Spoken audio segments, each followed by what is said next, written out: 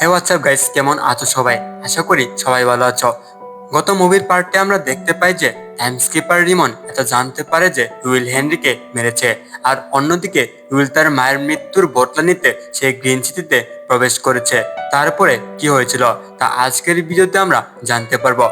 যারা যারা পার্ট 1 দেখোনি তারা দেখে আসো, এই ভিডিও ডিসক্রিপশনে দেওয়া আছে, তোমরা সবাই গিয়ে দেখে আসো।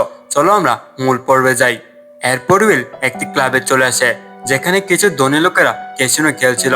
সেও তাদের সাথে খেলার জন্য বসে পড়ে, আর এখানে তাকে নতুন লোক দেখে সবাই হাসতে শুরু করে। কিন্তু উইল এই খেলায় অনেক পারদর্শী ছিল। আজকে তাদের টাকা পয়সা নেওয়ার সবচেয়ে বড় সুযোগ ছিল। সেখানে ফিলিপ নামে এক ধনী লোক ছিল, সে তার সাথে বাজি খেলার জন্য রাজি হয়। ফিলিপ এই শহরের সবচেয়ে ধনী লোক, তার নিজের একটি টাইম ব্যাংক রয়েছে, যা সে লোকেদের সুদের বিনিময়ে ধার দিয়ে থাকে। তার সাথে তার মেয়ে সিলভিয়া এই সব কিছু দেখছিল।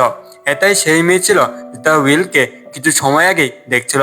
গেম যখন শুরু হয় তখন উইল তার জীবনের সব সময় বাজিতে লাগিয়ে দেয়, আর সে সেই গেম থেকে প্রায় 1100 বছর জিতে নেয়।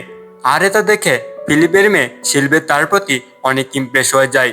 এরপর সিলভে তাকে ডিনারের জন্য ইনভাইট করে।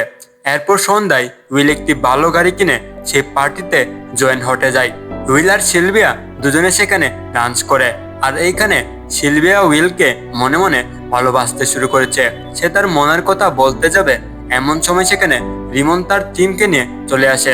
আর এটা দেখে সিলভিয়া তাকে খুনি ভেবে মন খারাপ হয়ে সেখান থেকে চলে যায়। এরপর রিমন উইলের হাত থেকে সব সময় ছিনে নিয়ে তাকে মাত্র 2 ঘন্টা দিয়ে হেনরির খুনি দোষী সাব্যস্ত করে গ্রেপ্তার করে। সে উইলকে জিজ্ঞেস করে, তুমি কেন হেনরিকে মেরেছ? উইল তাকে বলে, আমি তাকে মারিনি, বরং সেই আর বাঁচতে চাইছিল না, এর জন্য সে আমাকে 116 বছর দিয়ে দেয়। এরপর নিজের জীবন নিজেই সে শেষ করে দেয়। কিন্তু রিমন তার কথায় বিশ্বাস করতে চায় না।